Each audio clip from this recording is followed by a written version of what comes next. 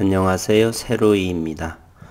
라파스 종목의 한 주간의 주가의 위치 내용을 한번 주린이분들과 함께 보겠습니다.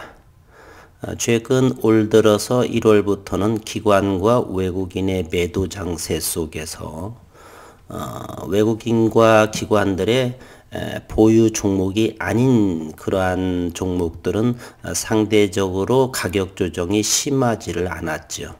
라파스 역시 그렇습니다. 최근에 1월부터 라파스는 28,000원을 돌파하지 못하는 그러한 모습이었고요. 그리고 보면서 저점들은 점점점 높아져 간 모습.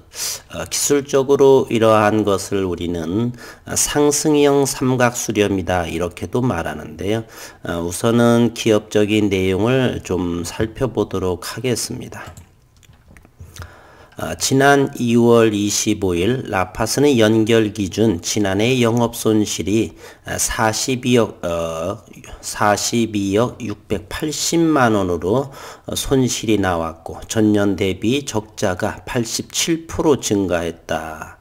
매출액은 178억 원, 6,172만 원으로 1.7% 정도가 줄였는데 당기 순손실은 48억 4,371만 원으로 적자 전환했다라고 밝혔습니다.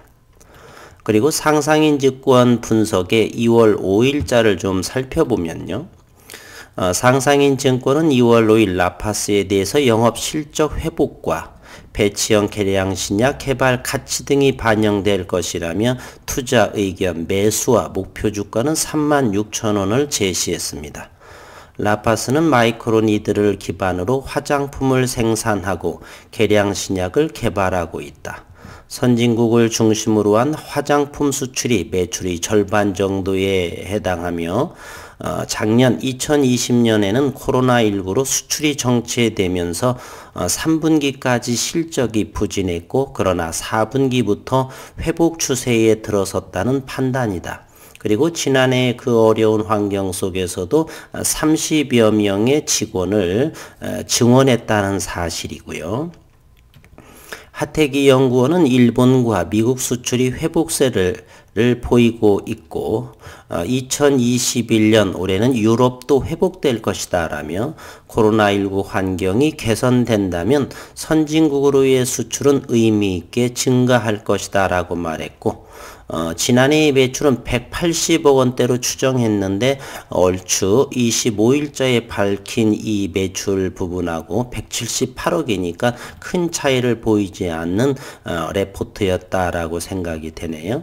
그리고 올해의 1분기에는 매출액이 60억에서 70억 원대로 최대를 기록하고 연간으로는 전년 대비 37% 증가한 250억 원대가 매출이 올해에 성장할 것이다 라고 밝혔습니다.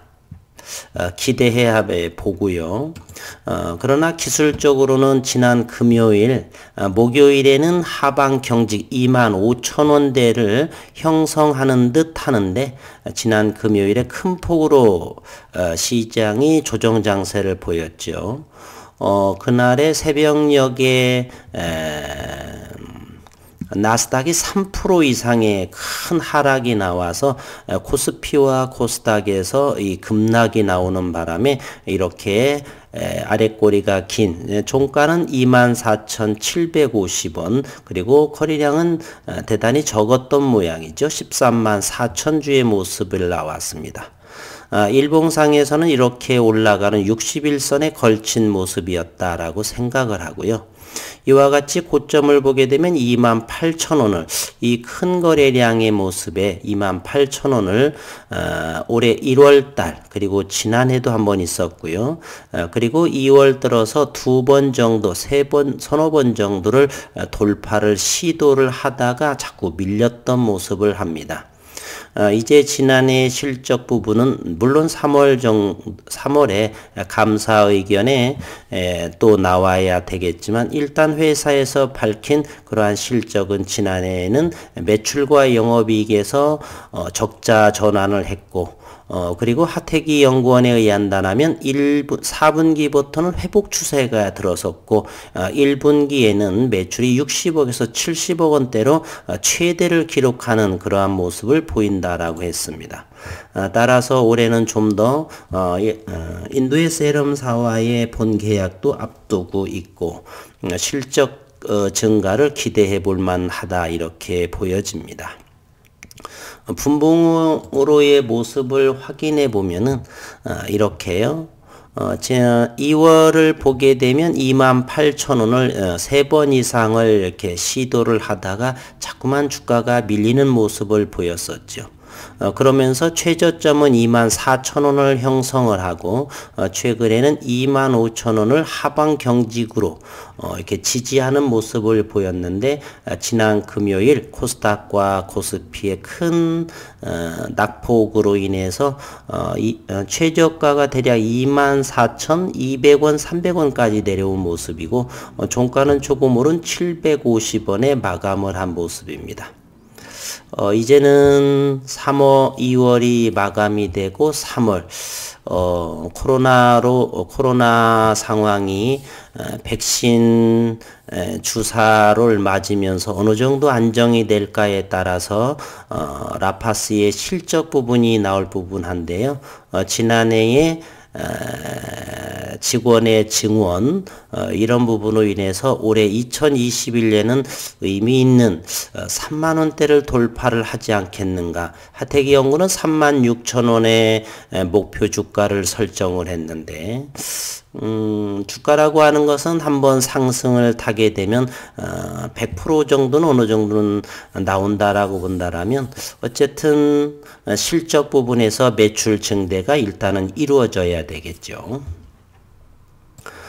따라서 현재는 나스닥이 지난 금요일, 일요일, 토요일 새벽녘에 보게 되면 다우존스는 좀 내림폭이 있었지만은 나스닥은 전일에 큰 폭으로 하락을 해서 75포인트 상승한 모습을 보이고 있습니다. 수급 상황에서는 개인들 간에 이런 매매가 이루어지고 있기 때문에 기관과 외국인은 관여가 거의 없다고 봐야 되겠죠.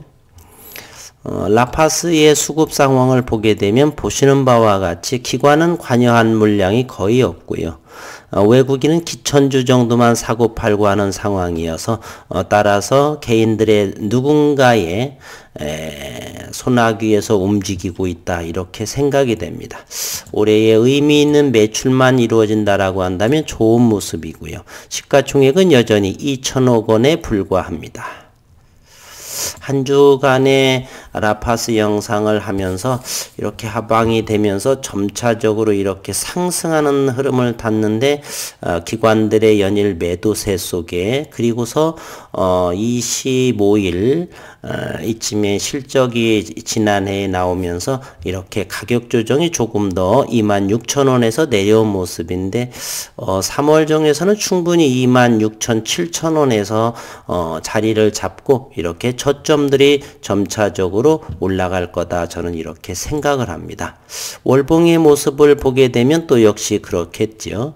대략 24,000원, 5,000원대에는 의미 있게 지켜지고 있는 상황이다 이렇게 볼 수가 있죠. 그리고 이거 최대 매물대라고 우리는 하는데요.